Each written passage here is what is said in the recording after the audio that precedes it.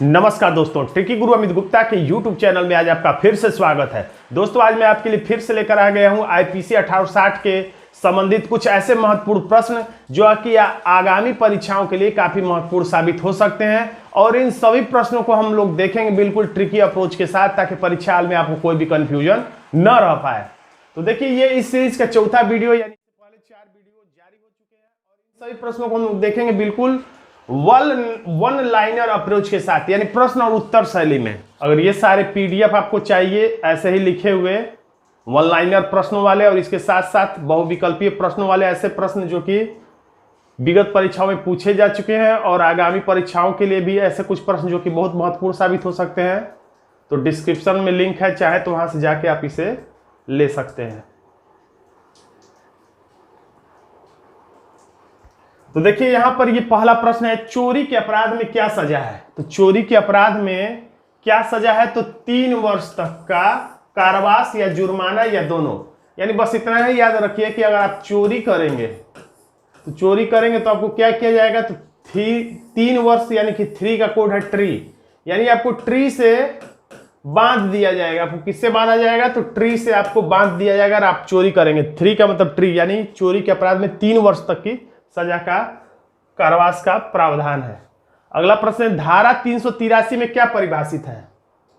धारा 383 में क्या परिभाषित है, तो धारा 383 में देखिए यहां पर मैंने 83 का कोड तीर लिख दिया जो कि गलत है।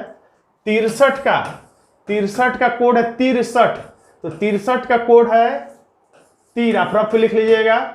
और 83 का कोड मैंने पिछले वीडियो में बताया था 83, तीरा को अगर कोई हकला व्यक्ति बोले तीरा, तो यानी कि वो कीड़ा कहना चाह रहा है। कीड़ा का मतलब गांव में लोग कीड़ा का मतलब सांप को कहते हैं, यानी कि 83 का कोड होगा कीड़ा या सांप। तो सोचिएगा कि 383 में क्या है, यानी ट्री के पास ही कोई सांप दिख जाए, ट्री के साथ ही अगर कोई सांप दिख जाए तो इसका मतलब क्या हो जाता है, उद्यापन का मतलब जबरन भय दिखाकर कोई काम कराया जाए, जबरन भय द्वारा वसूली, यानी कि भय शब्द तो रहेगा ही। उद्यापन का मतलब भय दिखाकर काम कराना। तो 383 यानी ट्री के पास अगर आप 83 यानी कि कीड़ा देख लेंगे तो आप में भय उत्पन्न हो जाएगा। तो 83 का कोड कम से कम याद रखेंगे तो आपको याद आ सकता है। जहां भी 83 आएगा तो हमारा कोड कीड़ा ही होगा, सांप ही होगा। 390 में क्या है, तो लूट है। लूट के अपराध हेतु न्यूनतम कितने व्यक्ति हो सकते हैं, कितने व्यक्ति हो सकते हैं वाला मैंने पिछले वीडियो में भी बताया था, फिर रिवीजन करा दे रहा हूं एक स्थान पे, ताकि आपको याद करने में कोई दिक्कत ना हो। तो देखिए मैंने बताया था विधि के विरुद्ध जमाव, विधि विरुद्ध जमाव, थोड़ा सा राइटिंग मेरी अच्छी है, तो विधि विरुद्ध जमाव में भी 5 लोग। इसके बाद मैंने बताया था बलवा, तो बलवा के लिए भी कितने लोग कम से कम होने चाहिए, तो 5 ही लोग। इसके बाद अब ये भी आप इसमें रट लीजिए कि विधि विरुद्ध जमाव में 5 लोग, बलवा के लिए 5 लोग, और डकैती भी अगर पड़ी है तो इसका मतलब कम से कम 5 लोग होंगे तभी डकैती माना जाएगा। 5 या अधिक लोग, 5 से कम लोग रहेंगे तो उसे डकैती नहीं बल्कि लूट माना जाएगा। और यही दंगा के लिए अगर पूछे, दंगा में कितने लोग जरूरी हैं, तो 2, 5 या 5 प्लस कर सकते हैं, 2 या 2 प्लस, यानी 2 या 2, कम से कम 2 लोग होने चाहिए। अब बात आ जाती है यहां पर लूट की, तो लूट के लिए 1 व्यक्ति भी पर्याप्त है, रट लीजिए 5, 2, 1। विधि विरुद्ध जमाव, बलवा, डकैती के लिए 5, दंगा के लिए 10 से दंगा, 10 से 2, लूट के लिए 1 लोग। और विधि विरुद्ध जमाव, विधि के विरुद्ध इन 5 उंगलियों का जमाव। बल किस में होता है, तो इन 5 उंगलियों में। डकैती में भी 5 लोग चाहिए।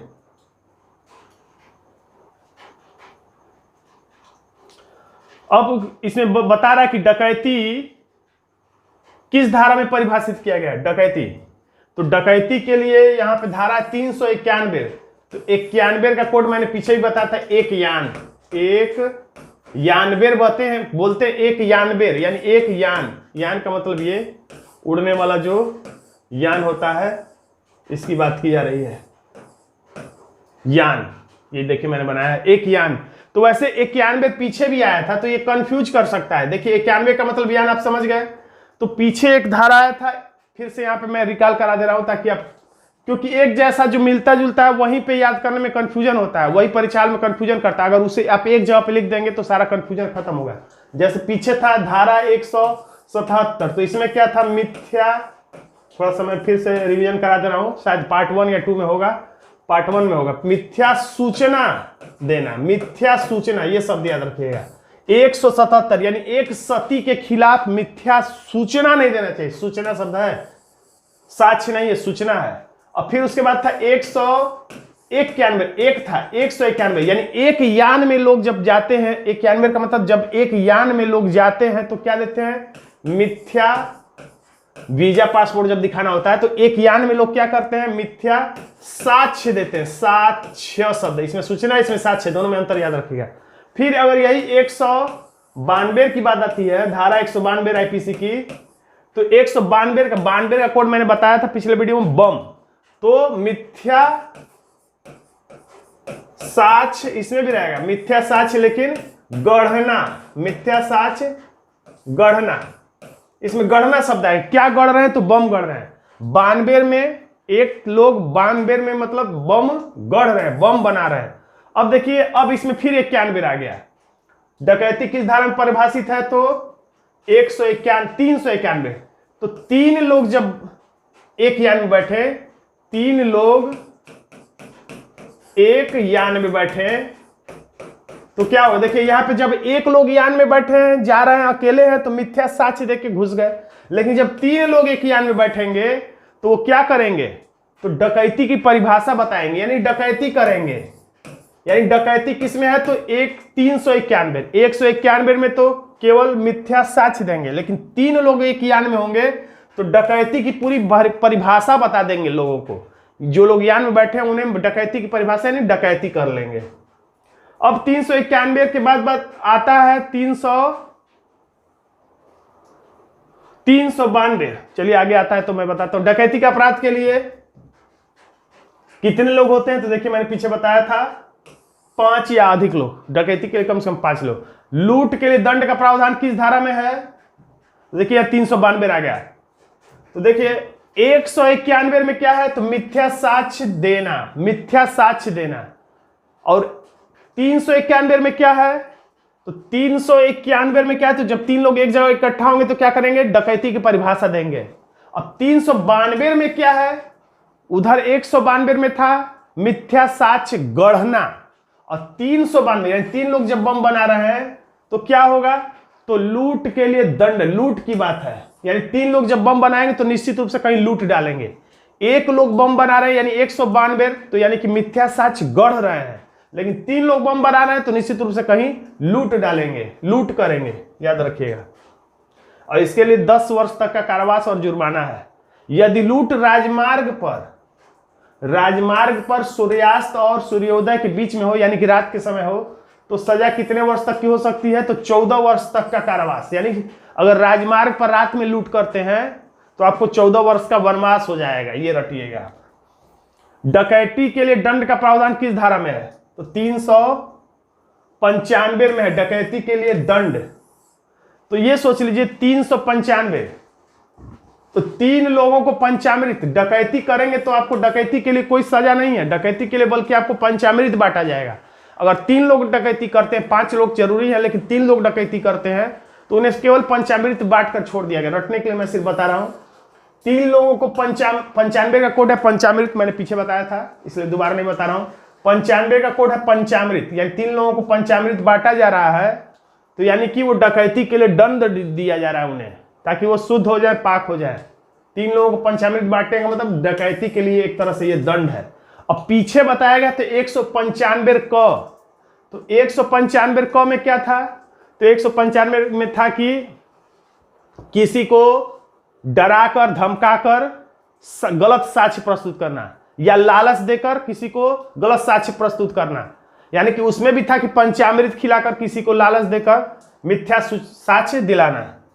तो दोनों ही लगभग एक जैसे हो गए, कंफ्यूजन से बचिएगा। 195 में क्या है और 395 में क्या है, दोनों में अंतर आप समझ लीजिएगा, नहीं तो कंफ्यूजन हो जाएंगे। एक जगह लिख लेंगे तो बल्कि याद रहेगा।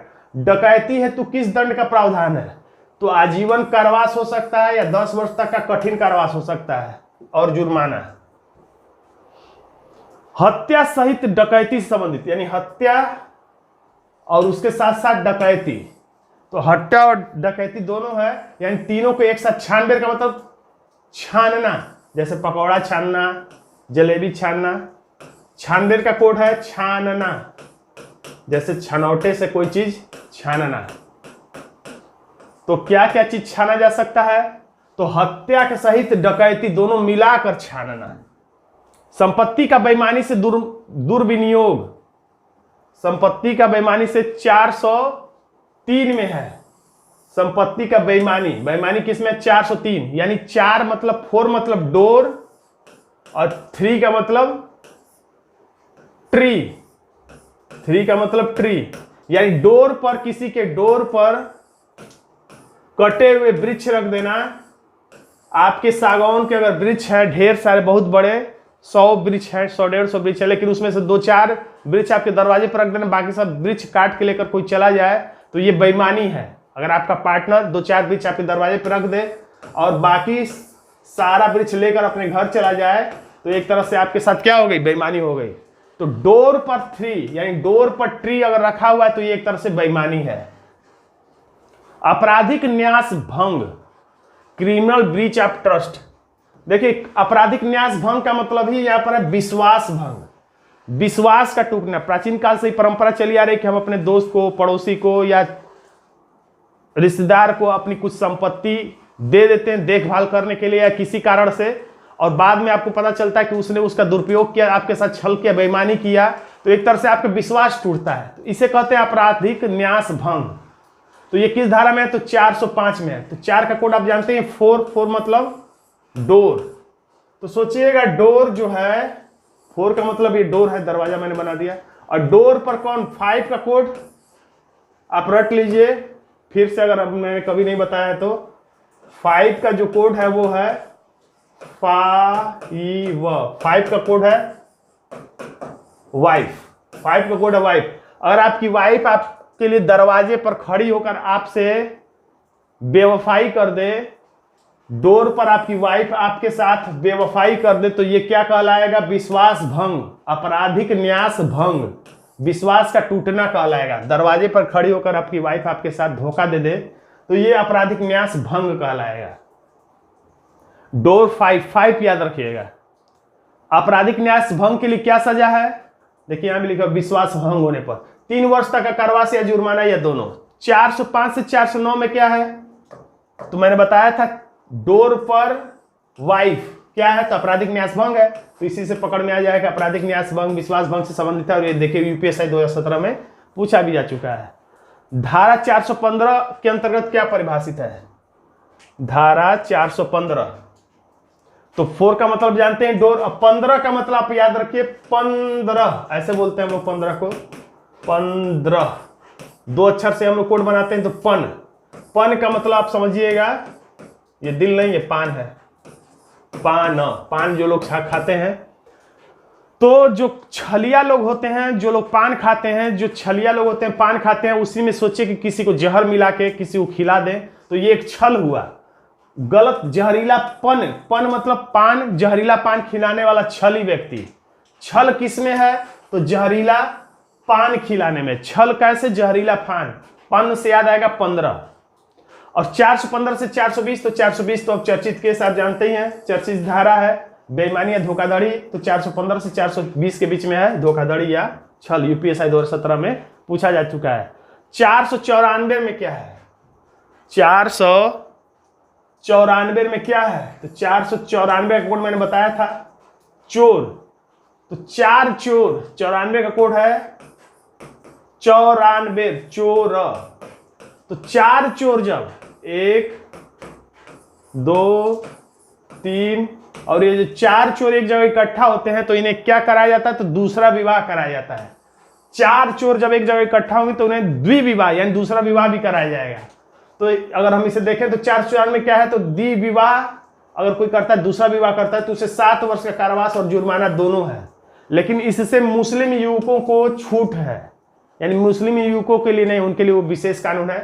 हाँ, मुस्लिमों की युवतियों के लिए ये कानून लागू रहेगा, यानी मुस्लिम की युवतियां दोबारा विवाह नहीं कर सकती, लेकिन पुरुष कई विवाह एक साथ कर सकते हैं।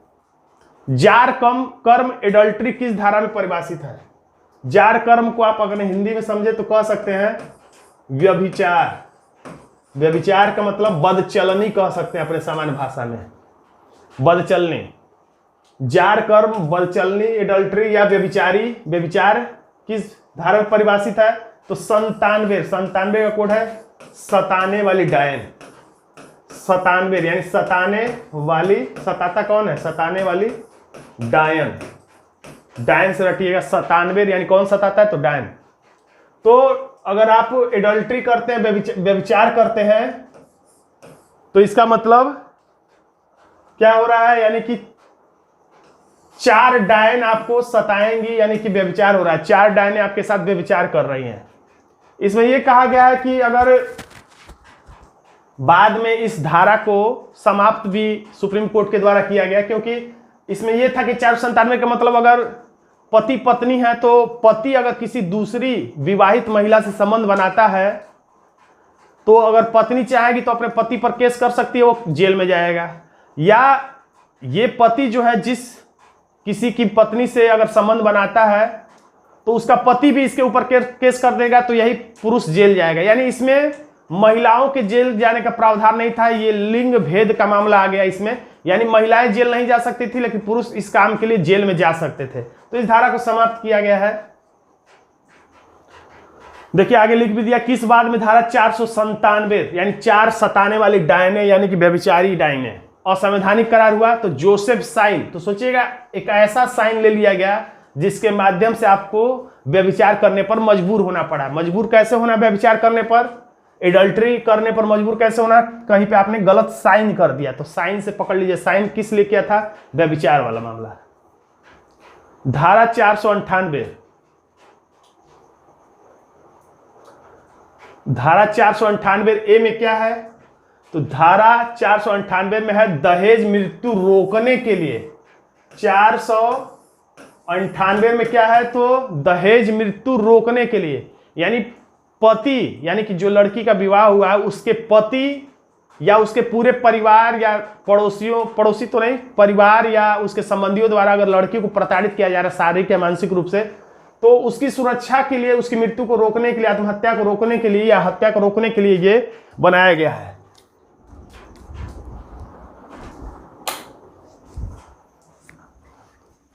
उसकी हत्या को रोकने के लिए ये बनाया गया। और इस ऐसा ही आपने पीछे देखा होगा 304 ख में, 304 ख में क्या था? तो दहेज मृत्यु था।